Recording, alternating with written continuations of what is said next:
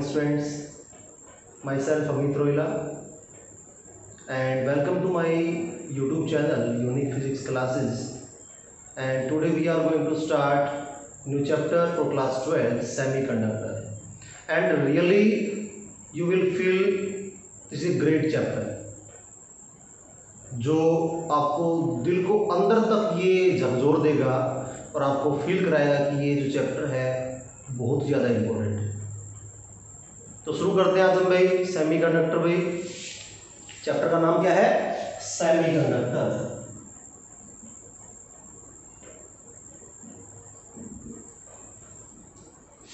सबसे पहली बात क्या चीज भाई, अपने सराउंडिंग में हम जो भी चीजें देखते हैं वो सारी की सारी चीजें क्या है?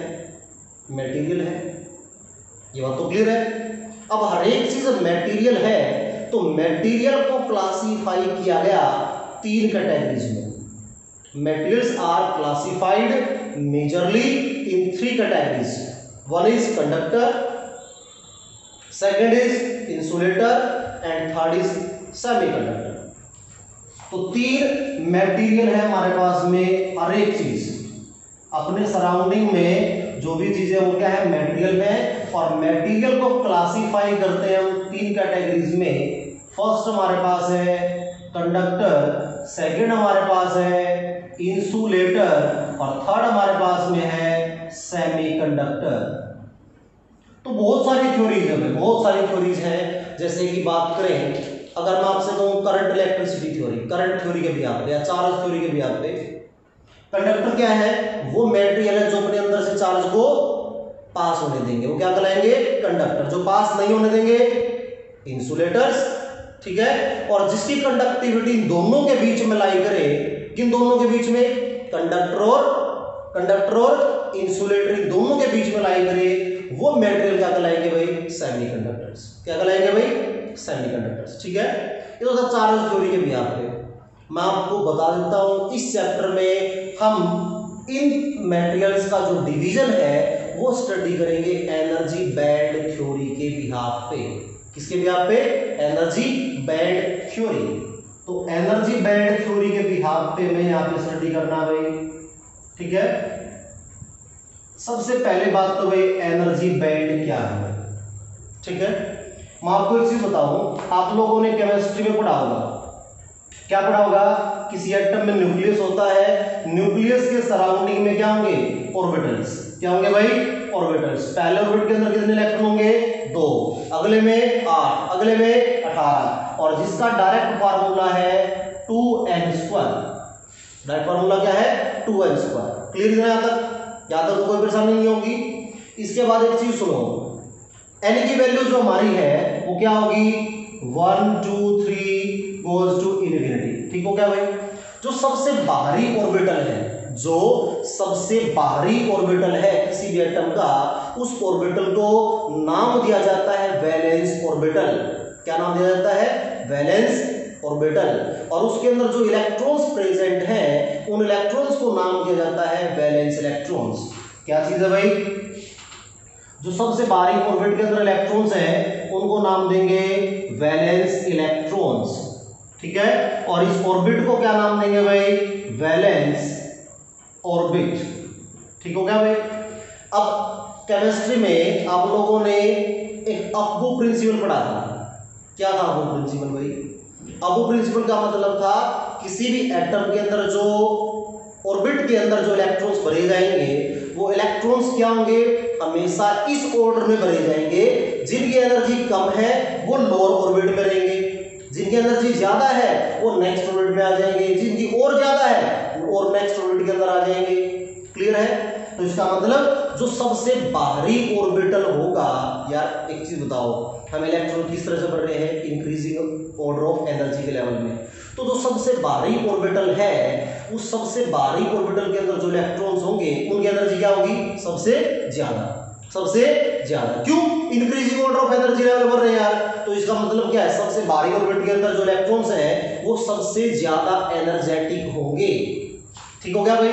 तो एक एटम का हाईएस्ट एनर्जी लेवल मैंने ये मान लिया, एक एटम का हाईएस्ट एनर्जी लेवल मैंने ये मान लिया। ठीक हो गया? तो बहुत सारे एटम होंगे, सभी एटम्स के हमने हाईएस्ट एनर्जी लेवल का कॉम्बिनेशन बनाया। क्या बनाया हमने? सभी एटम्स के हाईएस्ट एनर्जी लेवल्स का कॉम्बिनेशन, और ये कॉम्बिनेशन जो था इसको नाम दिया गया एनर्जी बैंड। क्या नाम दिया भाई? Energy band. The combination of highest energy levels of all atoms in a crystal is known as energy band. Definition लिख देते हैं, the combination of highest energy level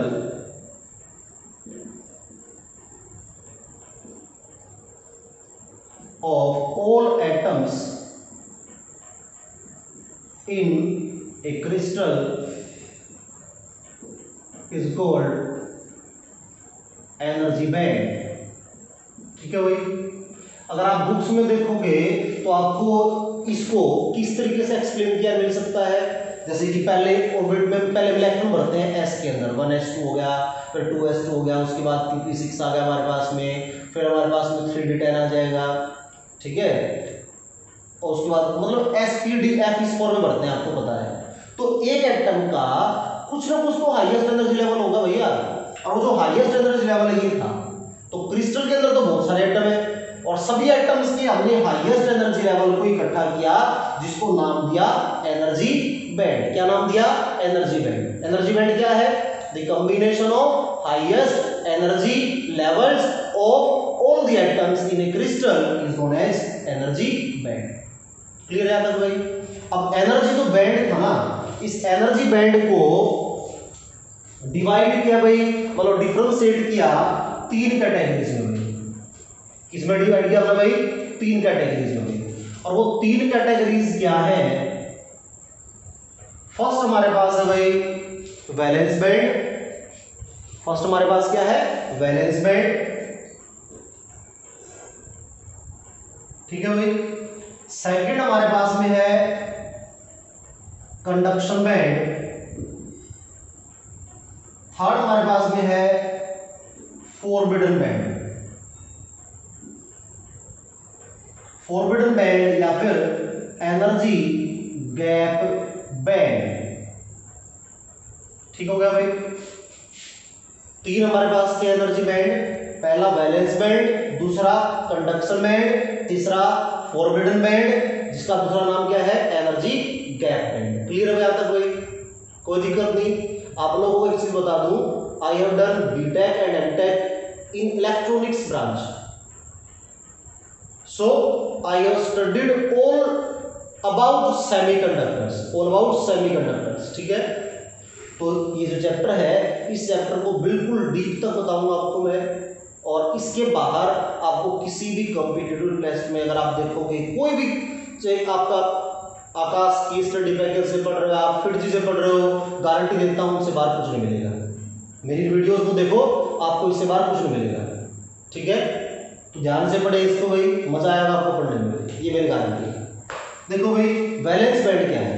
valence band वो एनर्जी बैंड है जो या तो कंप्लीट भरा हुआ होगा, या तो कंप्लीट भरा हुआ होगा, या पार्शियली एम्प्टी होगा वैलेंस इलेक्ट्रॉन से। The energy band which is completely filled up और partially empty by valence electron is known as energy band. कौन सा? Valence band. The energy band which is completely filled up और partially empty. सीधी बात है, तो पूरा भरा होगा या थोड़ा बहुत खाली होगा, उसको क्या नाम देंगे? Valence band. वैलेंस बैंड के थोड़ा सा ऊपर एक एनर्जी बैंड है, जिसको नाम दिया गया कंडक्शन बैंड। क्या नाम दिया गया?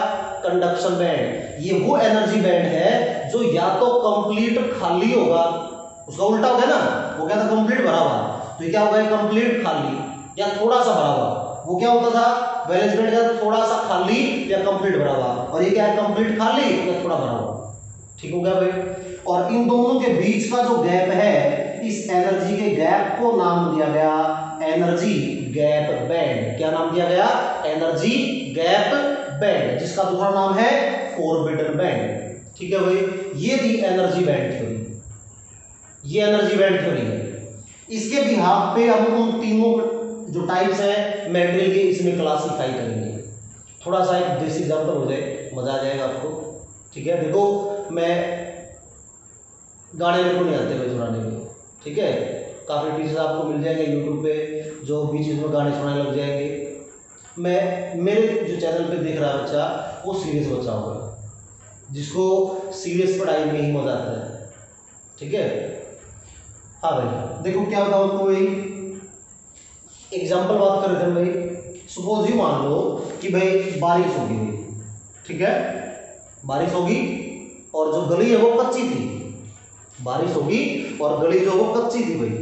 अब गली कच्ची थी तो क्या होगा भाई, गली के अंदर पानी भर गया। ठीक है भाई, और गली के अंदर पानी भर गया तो ये गली है और मुझे इस गली में यहां से उस तरफ जाना है। गली मान लो, नाली मान लो यार, नाली समझते हो ना, ठीक है, जहां से पानी बहता है, आई बात समझ में। तो इस नाली में से पानी बह रहा था भाई और ये चौड़ी थी, तो मुझे यहां से इस तरफ से उस तरफ जाना है। अगर वो इतनी चौड़ी है कि बहुत ज्यादा का मतलब कि मैं खड़ा खड़ा अगर कूदना चाहूं यहां से वहां पे तो भी पहुंच सकता, और पीछे से भाग के आऊं कि मनोजा बोले भाई बाज का कूद बैठा चावल, ठीक है, तो भाग के आया कूदने के लिए तब भी नहीं कूद पाया। इसका मतलब यहां से वो जो आदमी था वो आदमी किसी भी कंडीशन में यहां नहीं पहुंच पाया भाई, और यहां नहीं पहुंच पाया तो क्या होगा, इसका मतलब वो मटेरियल बन जाएगा insulator. If there is a very very large energy gap between valence band and conduction band, अगर वैलेंस बैंड और कंडक्शन बैंड इन दोनों के बीच में बहुत ज्यादा एनर्जी का गैप है तो ये जो नाली थी ना ये एक तरह से एनर्जी का गैप की तरह काम कर रही है। ठीक हो गया। अगर ये जो एनर्जी का गैप है, नाली जो है इतनी चौड़ी थी कि आदमी खड़ा खड़ा कूदना चाहे तब भी नहीं कूद सकता, पीछे भाग के आना जाए पहुंचने के लिए तब भी नहीं कूद सकता। देखो हर चीज का मीनिंग है मेरी बात का। खड़ा खड़ा कूदने का मतलब है जब 0 केल्विन टेम्परेचर होगा, जब 0 केल्विन टेम्परेचर होगा तो इतने टेम्परेचर पे अगर बात करें इलेक्ट्रॉन की तो वो एक्साइट होकर यहां नहीं पहुंच पाया, दैट इज खड़ा खड़ा कूदने की बात। ठीक हो गया भाई, ठीक है। और दूसरा पीछे से भाग के आया, भाग के आने का मतलब क्या है, हम एनर्जी लगाएंगे भाई, और यहां बात का मतलब क्या है, एनर्जी देने का मतलब किसी भी इलेक्ट्रॉन को एनर्जी हम प्रोवाइड कर सकते हैं by giving temperature, by giving temperature, because we have studied kinetic energy is equal to 3/2 kBT। Here kBT is Boltzmann constant and T is temperature and K is kinetic energy। ठीक हो गया भाई, 11th class में पढ़ा था आप लोगों ने। तो एक चीज सुनो बात ध्यान से भाई, अब मेरा टेम्परेचर जो था वो 0 केल्विन से कितना बना दिया, 300 केल्विन बना दिया। 300 केल्विन समझते हो ना, रूम टेम्परेचर 27 डिग्री सेल्सियस। तो इतने टेम्परेचर पे देखा तब भी इलेक्ट्रॉन यहाँ नहीं पहुंच पाया। अगर नहीं पहुंच पाया तो इसका मतलब क्या होगा भाई, वो मेटेरियल क्या होगा, इंसुलेटर। ये एग्जांपल था कि भाई खड़ा खड़ा कूद रहा है तब भी वहां नहीं पहुंच पा रहा, पीछे से भाग के आ रहा है तब भी नहीं पहुंच पा रहा। और इसका मीनिंग ये है कि एनर्जी का जब गैप बहुत ज्यादा हो जाए, अब बहुत ज्यादा का मतलब कितना है, मोर देन 3 इलेक्ट्रॉन वोल्ट, मोर देन 3 इलेक्ट्रॉन वोल्ट जब गैप होगा वैलेंस बैंड और कंडक्शन बैंड के बीच में, तो उस टाइम पे वो जो मटेरियल था उसको नाम दिया जाएगा इंसुलेटर। क्लियर बात भाई, मैं फिर रिपीट कर रहा हूं, if there is energy gap between valence band and conduction band more than 3 electron volt, किसी बुक में आप देखोगे 4 मिल जाएगा, किसी में 5, किसी में 6, किसी में 7, means more than 3 electron volt. अगर इतना एनर्जी गैप है तो वैलेंस बैंड के इलेक्ट्रॉन जो वो किसी भी कंडीशन में वैलेंस बैंड से कंडक्शन बैंड में नहीं पहुंच पाएंगे, और अगर नहीं पहुंच पाएंगे तो इसका मीनिंग क्या हुआ भाई, तो बन गए इंसुलेटर। क्या बन गए, इंसुलेटर। ठीक हो गया। अगर बात करें कि बीच में नाली नहीं है, बीच में जो नाली की बात कर रहे थे भाई, अगर वो नाली हो ही नहीं, अगर नाली हो ही नहीं तो इसका मतलब क्या होगा भाई, फ्रीली मूव कर सकते हैं यार। मैं मान लिया फर्ज है मैं यहां से फ्रीली मूव कर सकता हूं, बीच में कुछ गैप था ही नहीं, बात समझ आई। अगर बीच में नाली नहीं है, बीच का एनर्जी का गैप ही नहीं है, कुछ भी एनर्जी का कोई भी गैप ही नहीं है, तो इसका मतलब वो मेटेरियल क्या बन जाएंगे हमारे पास में भाई, कंडक्टर्स। क्या बन जाएंगे, conductors. If there is 0 electron volt energy gap, If there is a 0 electron volt energy gap in between valence band and conduction band, then material are said to be conductors. ठीक हो गया भाई। अगर बीच का जो एनर्जी गैप है वो लगभग बराबर आ गया 1 इलेक्ट्रॉन वोल्ट के, ये वैलेंस बैंड है, ये कंडक्शन बैंड है, ठीक हो गया। तो यहां जब इतना एनर्जी गैप था तो वैलेंस बैंड के जो इलेक्ट्रॉन थे वो एक्साइट हो जाएंगे, कब? जब उनको टेम्परेचर दिया जाएगा। जैसे मैं बात की थी ना कि 0 केल्विन टेम्परेचर पे मतलब खड़ा खड़ा कूद रहे थे, तो यहाँ वही कंडीशन है। जब मैं खड़ा खड़ा कूदने की कोशिश किया तो नहीं कूद पाया उस तरफ, लेकिन पीछे से भाग गया ना तो कूद गया। इसका मतलब क्या है कि जब हमने 0 केल्विन टेम्परेचर लिया सेमीकंडक्टर के केस में, तो वैलेंस बैंड के जो इलेक्ट्रॉन थे वो कंडक्शन बैंड में नहीं पहुंच पाए, ठीक हो गया। कंडक्शन बैंड क्या होगा? खाली। और कंडक्शन बैंड खाली है तो मेटेरियल क्या बन जाएंगे?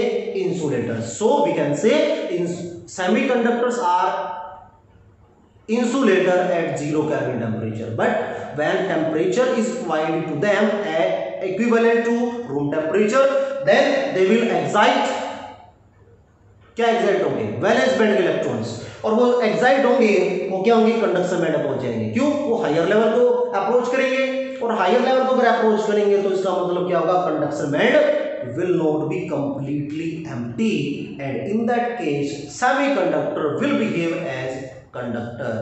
So semiconductor will behave as insulator at 0 Kelvin temperature, but at room temperature they will become conductors. So तभी बोलते हैं कि सेमीकंडक्टर वो मटेरियल है जिसकी कंडक्टिविटी इन दोनों के बीच में लाई करती है। इन दोनों के बीच का मतलब समझ गए? इन दोनों के बीच का मतलब ये था कि 0 केल्विन टेम्परेचर पे तो क्या आएंगे? इंसुलेटर, और रूम टेम्परेचर पे क्या आएंगे? कंडक्टर्स। क्लियर बात भाई? पक्का याद रख, ठीक है। आज की वीडियो में इतना ही करेंगे हम भाई, बाकी जो इसके सेमीकंडक्टर का डिवीजन है वो हम नेक्स्ट वीडियो में लेके आएंगे, ठीक है। और नेक्स्ट वीडियो बहुत फास्ट होगी, मीन्स आप ये मान के चलो 1 डे आफ्टर, ठीक है। तो प्लीज़ डेली के डेली इस यूनिट को पूरा पढ़ें, और आपको अगर 100% बेनिफिट नहीं मिलता है तो बेशक से आप जो भाई वीडियो को डिसलाइक कर सकते हो, ठीक है भाई। Thank you very much.